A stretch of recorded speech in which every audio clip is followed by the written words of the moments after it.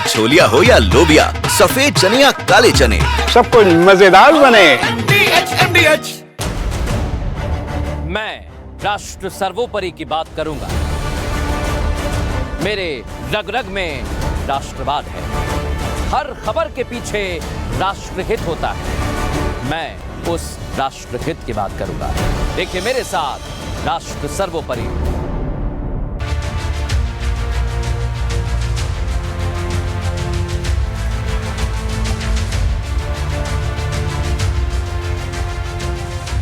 नमस्कार, बहुत स्वागत है आपका। आपके साथ मैं हूं मृदुल शर्मा और आप देख रहे हैं राष्ट्र सर्वोपरि। आज आपके लिए बहुत बड़ी खबरें लेकर आए हैं। कुछ खबरें होंगी जो आपके सीधे परिवार से जुड़ती हैं, कुछ खबरें आपके बच्चों से जुड़ी हुई लेकर आएंगे, और जो रास्ते में आप ड्राइव करते हैं आपकी जान से जुड़ी हुई भी खबरें हमारे पास हैं। लेकिन आज की पहली खबर आपको बता रहे हैं। आज बात करेंगे घुसपैठियों, और मैं कह रहा हूं घुसपैठिए देश की सबसे बड़ी समस्या बन गए हैं, आप माने चाहे ना माने। और आज सिर्फ और सिर्फ हम और आप चिंतित नहीं हैं, पूरा देश चिंतित है। आप किसी भी राज्य में हो, आपको एकाएक ये महसूस हो रहा होगा कि समस्या तो ये काफी बढ़ गई है, लेकिन ये कहां से आ रहे हैं? इतनी सुरक्षा के दावे, इतनी सुरक्षा के बावजूद ये घुसपैठिए कहां से आ रहे हैं? सोचा है कभी आपने? ये लोग एक गैंग की तरह काम करते हैं। मैं बता रहा हूं आपको, आप समझिए। कुछ मिनट ले रहा हूं सिर्फ आप।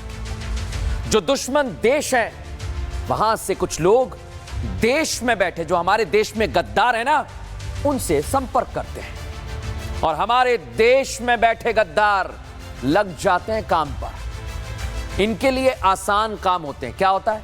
फर्जी कागजात बनवा दिया। बाएं हाथ का खेल है इनका, चुटकियों में काम करते हैं। ये कागज बनाते हैं और वहां दुश्मन देश में घुसपैठिए तैयार होते हैं। सोचिए, और जब सब कुछ हो जाता है फिर आता है असली खेल।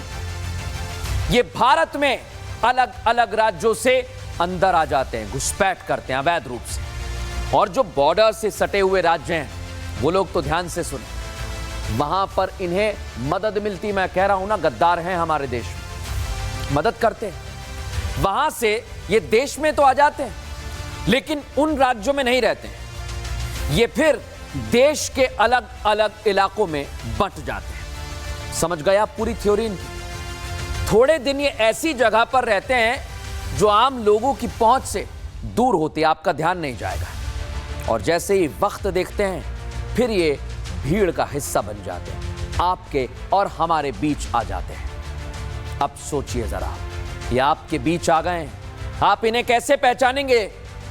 कैसे जान पाएंगे ये भारत के नहीं है, घुसपैठिए हैं? नहीं पहचान पाएंगे। और इसलिए तो कागज देखे जा रहे हैं बिहार में। और ये तो बिहार की बात कर रहा हूं मैं। अभी आगे आने वाले राज्यों में चुनाव जब होंगे ना, हर राज्य में इन घुसपैठियों की पहचान होगी, और मैं तो कहता हूं करनी भी चाहिए। और आज खबर जब आपको दिखा रहा हूं मैं, तो दिल्ली और हरियाणा में जबरदस्त कार्रवाई की। आप देखेंगे, हैरान रह जाएंगे। आप किसी भी राज्य के हों, ये खबर आपको आज जरूर देखनी चाहिए, क्योंकि आज सिर्फ मैं नहीं, आप नहीं, योगी आदित्यनाथ भी चिंता कर रहे हैं। योगी आदित्यनाथ भी इस ओर इशारा कर रहे हैं, और अगर हमने इसे नजरअंदाज किया तो हमारी मुश्किल बढ़ेगी। लिख कर रख लीजिए। इसलिए आज आपको थोड़ी देर के लिए ठहरना होगा, योगी आदित्यनाथ को सुनना होगा। घुसपैठियों को कैसे भगाया जा रहा है, यह देखना होगा।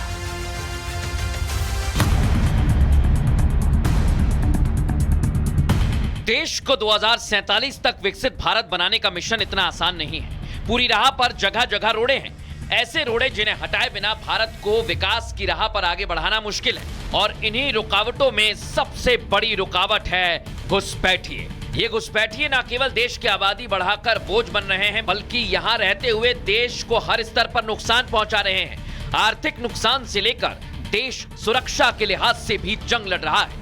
यही चिंता उत्तर प्रदेश के मुख्यमंत्री योगी आदित्यनाथ को भी है, जिसका जिक्र उन्होंने आज किया। जो लोग विकसित भारत नहीं चाहते, जो लोग समर्थ भारत नहीं चाहते, जो लोग सशक्त भारत नहीं चाहते, वे लोग भारत को जाति के नाम पर, क्षेत्र के नाम पर, भाषा के नाम पर, तमाम वादों के आधार पर बांट करके, सामाजिक ताने बाने को छिन्न भिन्न करके दुश्मन को प्रेरित और प्रोत्साहित करते हैं। उनकी सहानुभूति किसी गरीब के लिए नहीं है, उनकी सहानुभूति देश के लिए नहीं है, उनकी सहानुभूति उन लोगों के प्रति होती है जो घुसपैठिए के रूप में भारत के नागरिकों के हक पर डकैती डालने का काम कर रहे हैं। बेशक अपने बयानों के जरिए सीएम योगी सियासी वार भी विरोधियों पर कर रहे हैं, लेकिन घुसपैठियों की चिंता एक बड़ी चिंता है, क्योंकि जिस तरह से घुसपैठिए सुरक्षा व्यवस्था को चकमा देकर अंदर आ गए हैं, ये कभी भी कैसी भी देश विरोधी साजिश को अंजाम दे सकते हैं। इसलिए सरकार ने पूरे देश में घुसपैठियों के खिलाफ अभियान छेड़ रखा है। इनमें बांग्लादेशी घुसपैठियों की तादाद सबसे ज्यादा है। सरकार इन्हें डिपोर्ट कर इनको देश से बाहर निकाल रही है। राजधानी दिल्ली और एनसीआर से लेकर पूरे देश में घुसपैठियों की पहचान की जा रही है। गुरुग्राम में अब से कुछ घंटे पहले 10 अवैध बांग्लादेशी पकड़े गए। जांच में ये पता चला कि ये सब गुरुग्राम में पहचान बदलकर बसे हुए थे। इनके पास से पुलिस को बांग्लादेश के दस्तावेज मिले हैं। अब पुलिस इन सभी को डिपोर्ट करने की तैयारी कर रही है। साथ ही इनसे पूछताछ की जा रही है कि इनके संपर्क में और कितने लोग हैं जो कि बांग्लादेशी हैं, किस रूट से ये लोग भारत में दाखिल हुए और उसके बाद गुरुग्राम तक कैसे पहुंचे, क्योंकि बीते 6 महीनों में पुलिस ने ऐसे सिंडिकेट का भांडाफोड़ किया है जो अवैध बांग्लादेशियों को देश में अवैध तरीके से घुसाने के साथ जाली दस्तावेजों की बदौलत राजधानी दिल्ली तक पहुंचा था। गुरुग्राम से 10 अवैध बांग्लादेशी को पकड़ा है, जिनसे लगातार पूछताछ की जा रही है कि आखिरकार भारत में दाखिल कैसे हुए थे। अवैध बांग्लादेशी के खिलाफ सरकार का भी अभियान लगातार चल रहा है और इसी अभियान के तहत पुलिस रोजाना अवैध बांग्लादेशियों को पकड़ती है। अवैध बांग्लादेशियों के नकली दस्तावेज बनाने वाले सिंडिकेट का भी पुलिस खुलासा कर चुकी है। यही सिंडिकेट जो है, जो बांग्लादेशी भारत में आके बसते हैं, उनके नकली दस्तावेज बनाए जाते हैं और भारत के अंदर घुसपैठियों को फैलाने की कोशिश की जा रही है। इन घुसपैठियों के मुद्दे ने तो देश की राजनीति में भूचाल ला दिया। बिहार में बीते 4 दिन से विधानसभा की कार्यवाही सिर्फ और सिर्फ हंगामे में बीत रही है, क्योंकि चुनाव आयोग बिहार में वोटर लिस्ट अपडेट करने के लिए एसआईआर अभियान छेड़े हुए है, जिससे विपक्ष उनका वोट काटने की सियासी चाल बता रहा है। लेकिन इन सब के बीच चिंता की बात यह कि ये घुसपैठिए भारत जैसे लोकतांत्रिक देश में वोट तक डाल रहे हैं, भारत के नागरिकों से उनके मत का अधिकार छीन रहे हैं। ये बात भी उत्तर प्रदेश के मुख्यमंत्री योगी आदित्यनाथ को खटक रही है। ये दृश्य आज भी आप देख रहे होंगे। भारत के नागरिक को मताधिकार, संविधान प्रदत्त यह अधिकार प्राप्त हो, यह उनकी चिंता नहीं, लेकिन एक घुसपैठिए को प्राप्त हो, यह उनकी चिंता है। भारत गुलाम हुआ इसलिए क्योंकि एक ऐसी उस समय कुछ ऐसी ताकतें थी जो बांट रही थी, जैसे आज कुछ राजनीतिक दल फिर बांटने का काम कर रहे हैं। ये विभाजन हमारी कमजोरी का कारण था। इस विभाजन से फिर से बचने की आवश्यकता है। सीएम योगी ने चेता जरूर दिया है कि अगर सियासी दल ऐसे अपने फायदे के लिए अवैध बांग्लादेशी घुसपैठियों को घुसपैठ करने देंगे तो वो दिन दूर नहीं जब देश एक बार फिर गुलाम बन जाएगा। इतिहास के पन्ने पलटिए, इतिहास फिर से अपने आप को दोहराए, उससे पहले अवैध घुसपैठियों को रोकना होगा ताकि हम अपने देश में विकास कर सकें और आगे बढ़ा सकें।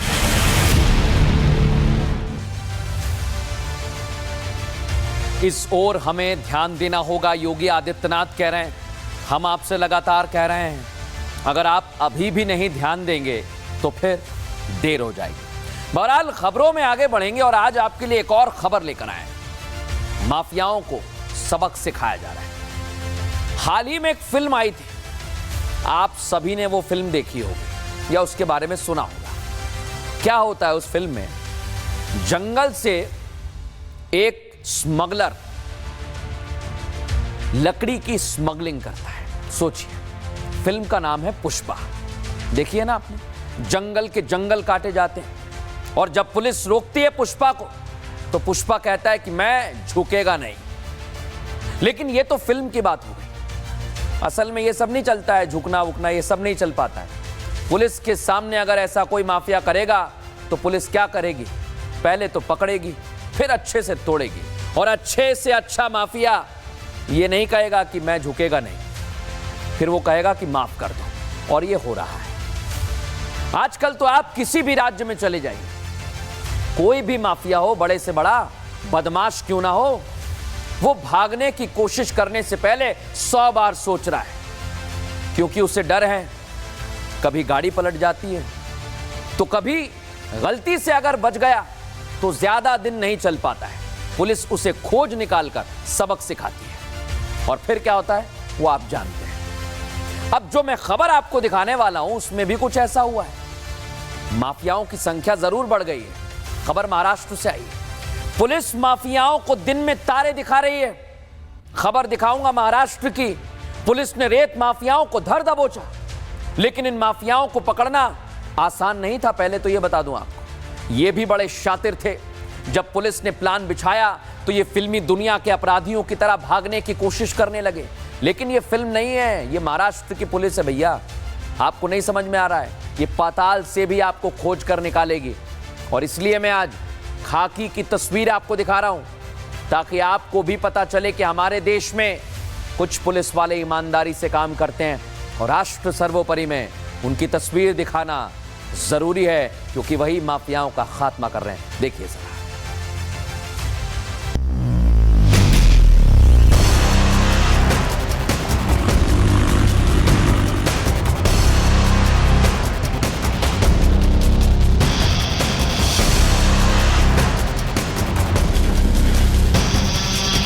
ये किसी फिल्म का सीन नहीं। रस्सी खींचते ये महाराष्ट्र के इंस्पेक्टर हैं। अवैध रेत माफिया के खिलाफ पुलिस अफसर गोदावरी नदी में जान की बाजी लगा रहे हैं, क्योंकि ये रेत माफिया न केवल देश की अर्थव्यवस्था को नुकसान पहुंचा रहे हैं, बल्कि पर्यावरण को भी लगातार नुकसान पहुंचाते हैं। महाराष्ट्र के नांदेड़ में पुलिस को दिन दहाड़े रेत की चोरी जैसी जानकारी मिली। पुलिस की टीम रेत माफिया की धरपकड़ के लिए पहुंच गई। पुलिस वालों ने नदी में छलांग लगा दी और पानी में रेत माफियाओं से पुलिसकर्मी दो हाथ करने लगे। इस कार्रवाई के दौरान पुलिस ने 21,75,000 रुपए की अवैध रेत को जब्त किया। न सिर्फ रेत के अवैध रूप से तस्करी के खिलाफ पुलिस ने धावा बोला, बल्कि नदी में कूदकर 2 आरोपियों को तैरते हुए धर दबोचा। जब पुलिसकर्मी इन आरोपियों की तरफ बढ़े तो इन्होंने दूसरे रास्ते से तैरकर भागने की कोशिश भी की, लेकिन पुलिस ने इन्हें बख्शा नहीं।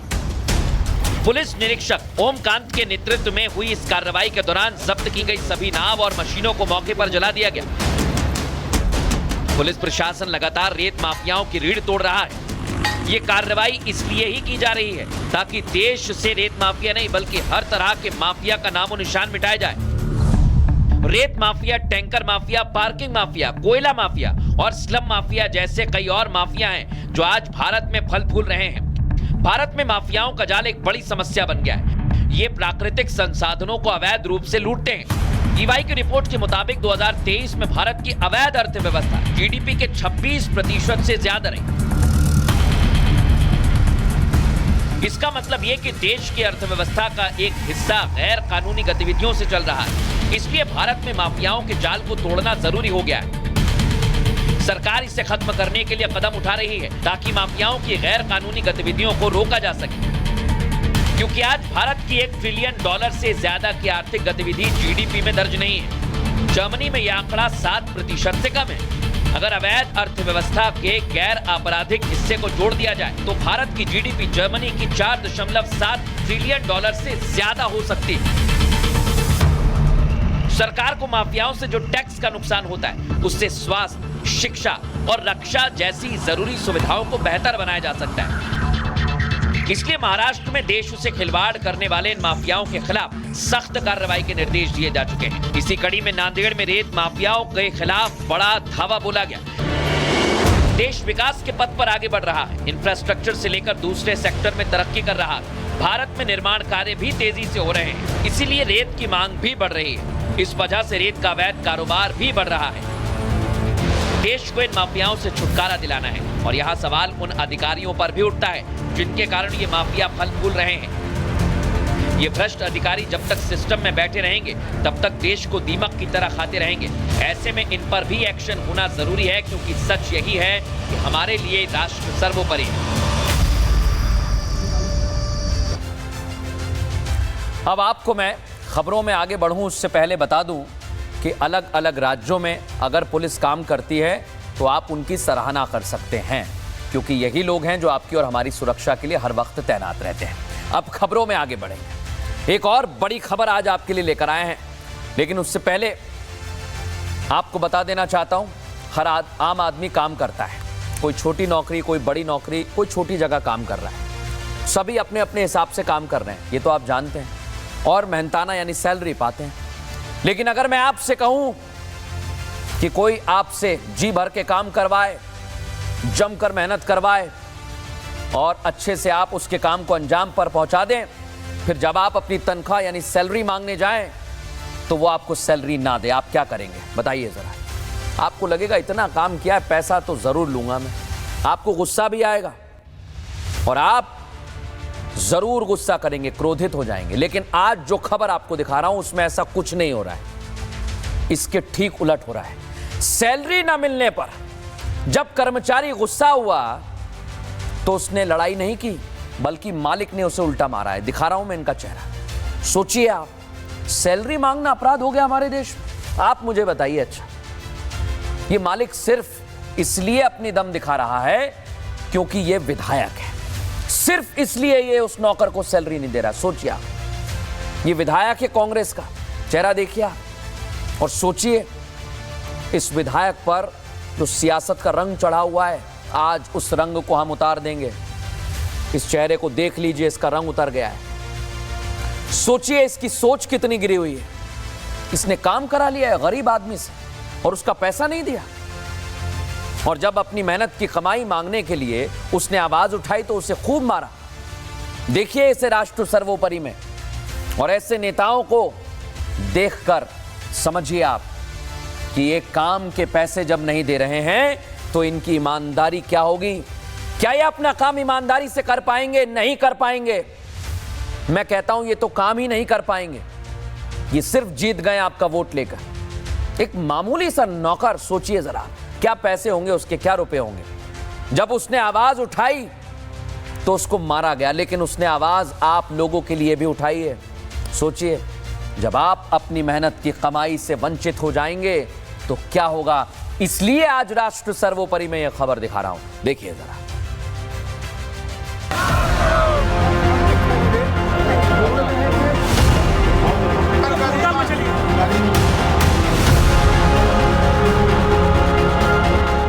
शरीर पर चोट के निशान, जगह जगह तन पर पड़े नील, ये अपनी मेहनत का वेतन मांगने का नतीजा है।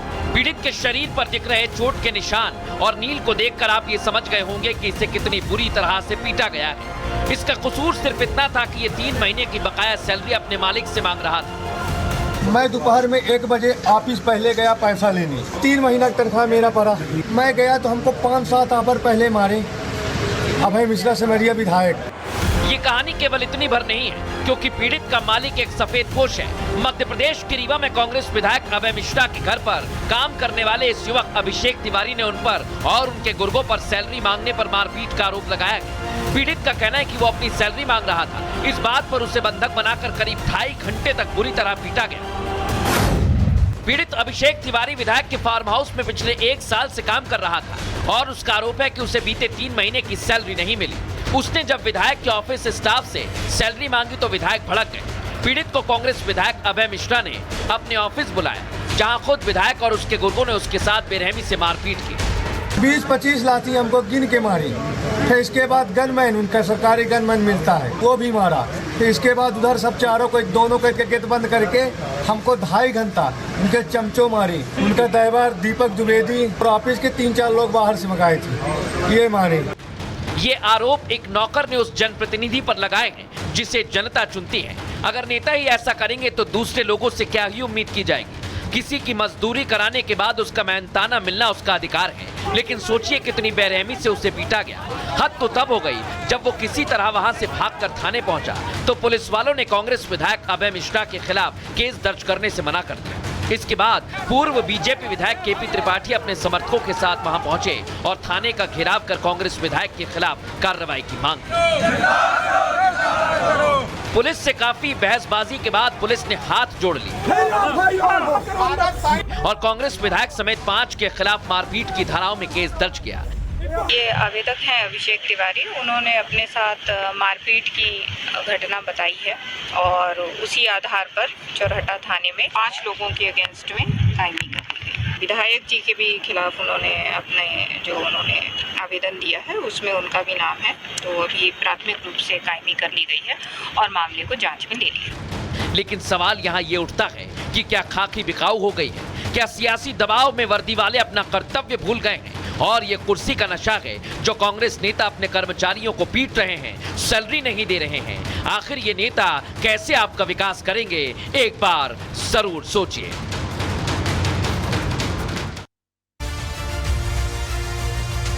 अब नेताजी की खबर तो हमने आपको दिखाई है।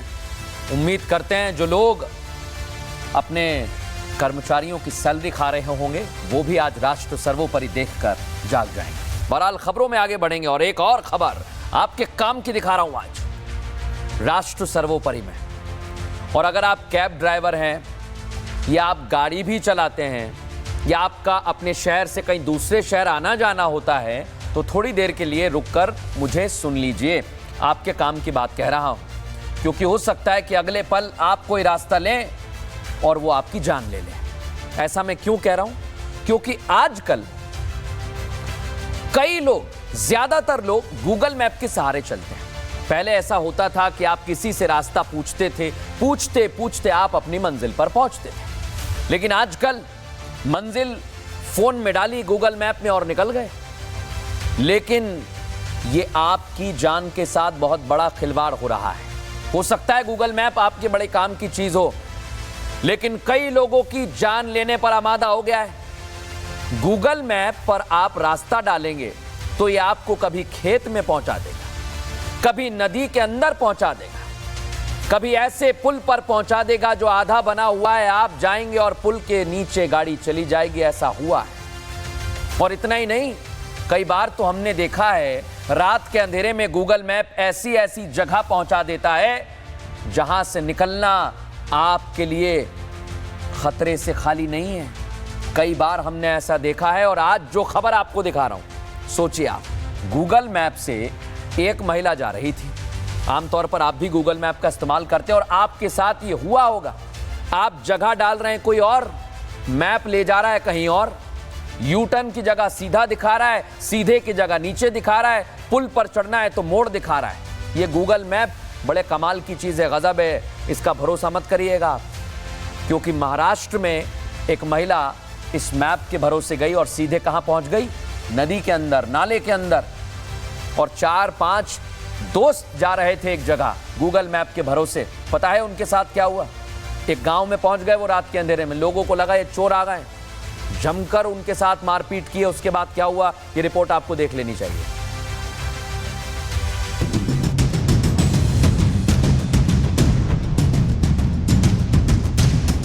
आजकल हम अक्सर किसी नई जगह जाते समय गूगल मैप्स की मदद जरूर लेते हैं। नई जगह के साथ साथ ऑफिस से घर ही वापस क्यों ना जाना हो, एक बार गूगल मैप खोल ही लेते हैं, ये सोचकर कि चलो देखते हैं किस रास्ते पर ट्रैफिक है, किस रास्ते से जाने में समय की बचत हो जाएगी। गूगल मैप्स हमारी मनचाही जगह तक पहुंचने के लिए, समय की बचत के लिए जितना उपयोगी है, यही गूगल मैप ऐसी मुश्किलों में फंसा देता है जिसके आगे कोई रास्ता राहगीर को मिलता ही नहीं है। ये गूगल मैप रास्ता भटकाने में भी पहले नंबर पर आता है। ऐसा ही कुछ हुआ नवी मुंबई के बेलापुर में एक महिला के साथ। ये महिला अपनी ऑडी कार से उल्वा की तरफ देर रात जा रही थी। तभी उसने नेला वाले पुल पर जाने के बजाय नीचे से जाने का रास्ता चुना। और ऐसा उसने इसलिए किया क्योंकि उसे लगा कि वहां एक सीधी सड़क है।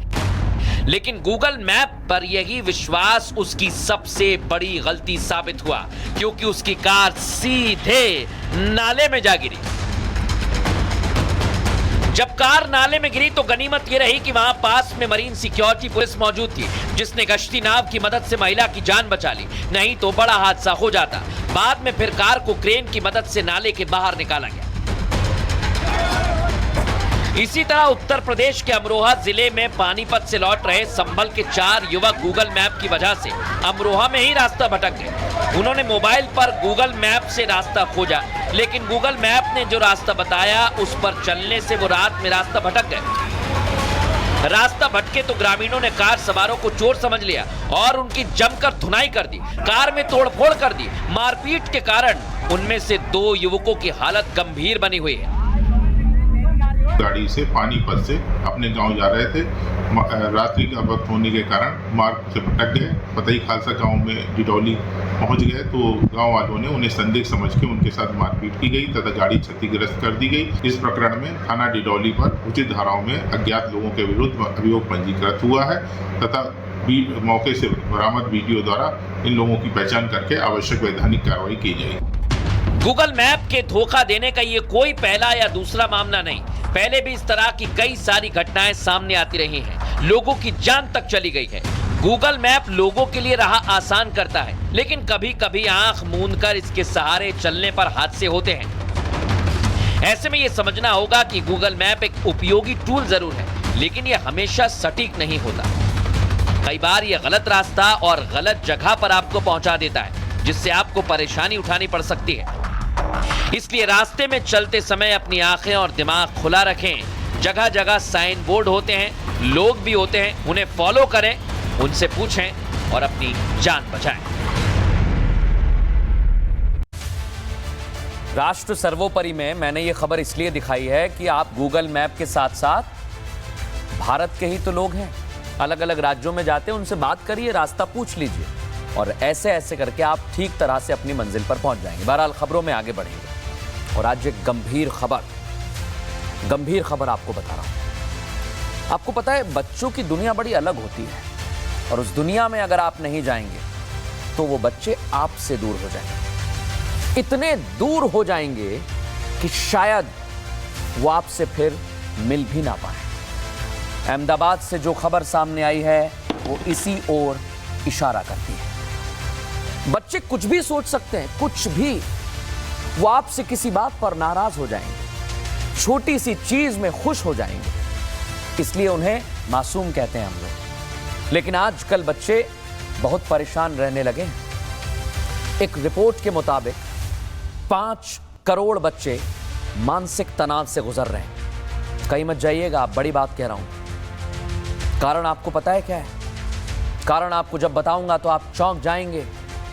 बच्चे अच्छा खाना नहीं खा पा रहे हैं। बच्चे फोन में ज्यादा समय बिता रहे हैं। बच्चों से माता पिता बात नहीं कर रहे। सोचिए आप, माता पिता बच्चों से बात नहीं कर पा रहे हैं। हो सकता है उनकी कोई परेशानी होगी, वो काम पर जाते होंगे, समय नहीं दे पाते होंगे, लेकिन ये परेशानी बच्चों को नहीं समझ में आती है, इसलिए बच्चे परेशान हो रहे हैं। उससे जब कोई बात नहीं करेगा, उसकी खुशी या उसकी समस्याओं को नहीं सुनेगा तो वो क्या करेगा आप बताइए मुझे। उसके आसपास तो कोई नहीं है, कोई सुनने वाला नहीं है, तो वो क्या करेगा?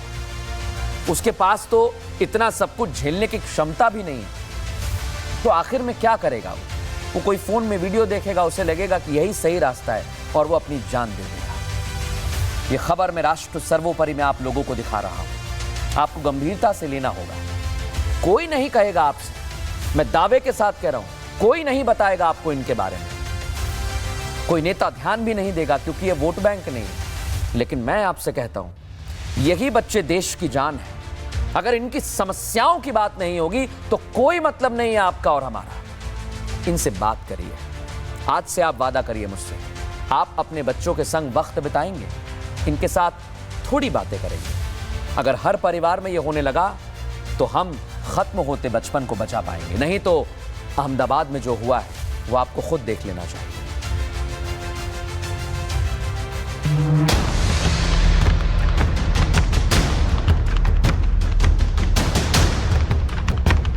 युवा क्यों कर रहे हैं आत्महत्या? बढ़ते खुदकुशी के मामलों की वजह क्या? गुजरात के अहमदाबाद में 16 साल की एक छात्रा ने 4थी मंजिल से कूदकर अपनी जान दे दी। जो सीसीटीवी फुटेज सामने आया उसमें 10वीं क्लास में पढ़ने वाली ये छात्रा पूरी तरह सामान्य दिख रही है। फुटेज को देखकर यह कहा ही नहीं जा सकता कि उसे कोई मानसिक तनाव है। वो जब स्कूल के कॉरिडोर में चल रही है तो उंगली में चाबी का छल्ला घुमा रही है। टहलते हुए लॉबी की रेलिंग पर पहुंचती है और अचानक ये छात्रा रेलिंग फांदकर नीचे कूद जाती है। ये सब कुछ इतनी तेजी से हुआ कि आसपास मौजूद दूसरे छात्र और छात्राएं समझ ही नहीं पाए। सीसीटीवी में दिख रहा है छात्रा के कूदते ही अफरा तफरी मच गई। दूसरे छात्र और टीचर नीचे की तरफ भागते हैं। चौथी मंजिल से गिरने की वजह से छात्रा के सिर में गंभीर चोट आई। उसे बेहोशी की हालत में अस्पताल ले जाया गया, लेकिन डॉक्टर्स उसकी जान नहीं बचा पाए। ऐसे में सवाल ये उठता है कि आखिर ये छात्रा किस बात से परेशान थी? छात्रा ने अपनी जान लेने का कदम क्यों उठाया? पुलिस को अब तक कोई क्लू नहीं मिल पाया जो इस आत्महत्या की कड़ियों को जोड़े, क्योंकि ना तो स्कूल से और ना ही घर से कोई सुसाइड नोट मिला। ऐसी कोई बात सामने नहीं आई जिससे पता चल सके कि आखिर वो परेशान क्यों थी। स्कूल से मिली जानकारी के मुताबिक छात्रा 15 दिन पहले 1 महीने की छुट्टी के बाद स्कूल लौटी थी। परिवार वालों ने उसका मेडिकल सर्टिफिकेट भी स्कूल में जमा करवाया था। पिता सुबह उसे स्कूल छोड़कर गए थे। लंच टाइम में उसने खुदकुशी कर दी। इस घटना से हर कोई सख्ते में है। आखिर छात्रा ने यह कदम क्यों उठाया? लेकिन युवाओं में इस तरह की घटनाएं लगातार देखी जा रही हैं। ये घटनाएं क्यों बढ़ रही हैं? बहुत बड़ा सवाल है। एनसीआरबी के आंकड़ों के मुताबिक भारत में हर घंटे एक छात्र आत्महत्या करता है। 2022 में देश भर में कुल 1,70,924 लोगों ने आत्महत्या की, जिनमें 13,044 तो केवल छात्र थे, जबकि 2001 में स्टूडेंट्स की मौत के आंकड़े 5,425 थे। एनसीआरबी की रिपोर्ट के मुताबिक 100 आत्महत्याओं में करीब 8 छात्र शामिल थे। इसमें से 2,248 छात्रों ने सिर्फ इसलिए जान दे दी क्योंकि वो एग्जाम में फेल हो गए थे। इन आंकड़ों पर चिंता करते हुए सुप्रीम कोर्ट ने बड़ा फैसला सुनाया। देश भर में छात्रों के आत्महत्या के बढ़ते मामले को सुप्रीम कोर्ट ने पूरी तरह से प्रणाली की विफलता माना है। साथ ही सभी स्कूल, कॉलेज, कोचिंग संस्थानों और छात्रावासों के लिए 15 बिंदुओं वाली गाइडलाइन जारी की है। इसमें छात्रों के मानसिक स्वास्थ्य, काउंसलिंग, शिकायत निवारण और संस्थागत जवाबदेही जैसे अहम उपाय शामिल हैं। सुसाइड कोई विकल्प नहीं हो सकता। जीवन एक कालचक्र की तरह है। हर तरह के फेज में आते हैं, कठिनाइयों से जूझना पड़ता है। मन में सुसाइड का ख्याल आए तो तुरंत मनोचिकित्सक से बात करें, अपनी समस्या का हल खोजें, माता पिता से बात करें, टीचर से बात करें, और माता पिता और टीचर्स को भी बच्चों से बातचीत करनी चाहिए। अगर उनके जहन में ऐसे ख्याल आते हैं तो उसे मिटाना चाहिए, क्योंकि जिस तरह से छात्रों की खुदकुशी के केस सामने आ रहे हैं, ये आज की युवा पीढ़ी की कमजोर मनोदशा को दर्शा रही है। ये खुद के लिए गलत है और देश के लिए भी गलत है।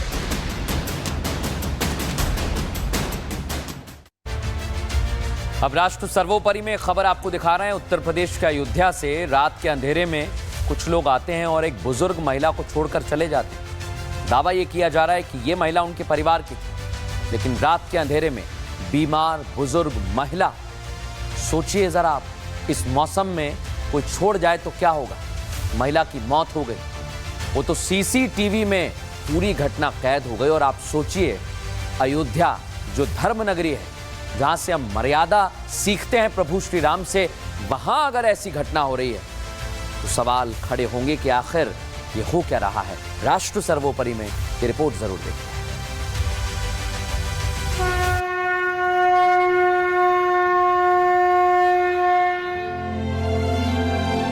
अपने बच्चों के लिए जन्म लेने से पहले रात रात भर जागने वाली एक माँ होती है, जो दुनिया की हर बला से अपने बच्चे को बचाती है। वो माँ होती है जो खुद भूखी रहकर अपने बच्चों का पेट भरती है। वो माँ होती है। माँ जीवन में वो वरदान है जिसके आगे पूरी दुनिया छोटी है। लेकिन अगर उसी माँ को उसके बच्चे लावारिसों की तरह सड़क पर मरता हुआ छोड़ जाएं, तो क्या होगा? ऐसी घटना उत्तर प्रदेश के अयोध्या से सामने आई,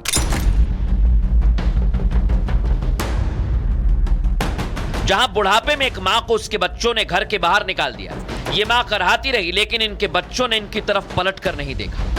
जिस उम्र में माता पिता को उनके बच्चों की सबसे ज्यादा जरूरत होती है, उस उम्र में बच्चों ने इन्हें लावारिस हालत में छोड़ दिया।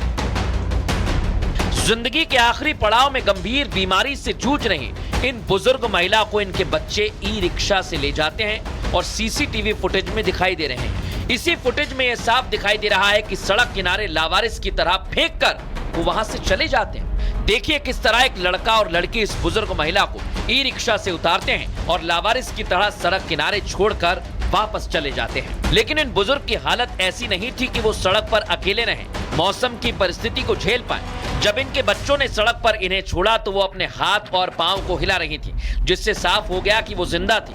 जब वहां से गुजरते लोगों की उन पर नजर पड़ी तो पुलिस को इसकी सूचना दी गई। मौके पर पहुंची पुलिस ने महिला को फौरन अस्पताल पहुंचाया, लेकिन इलाज के दौरान बुजुर्ग महिला की मौत हो गई। राष्ट्र सर्वोपरि में आपसे जुड़ी हुई राष्ट्रीय हित की खबरें हम हर रोज ऐसे ही दिखाते रहेंगे।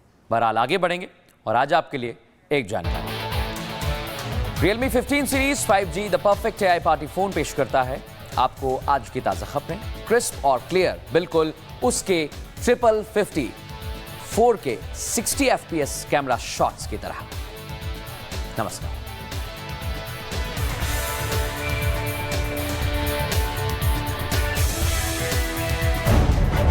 मैं राष्ट्र सर्वोपरि की बात करूंगा। मेरे रग रग में राष्ट्रवाद है। हर खबर के पीछे राष्ट्रहित होता है। मैं उस राष्ट्रहित की बात करूंगा। देखिए मेरे साथ राष्ट्र सर्वोपरि। MDH की हल्दी मिर्ची धनिया करे कमाल, ये रंग दे, ये खुशबू दे, ये तीखा, ये कम पड़े, क्या निराला MDH मसाला।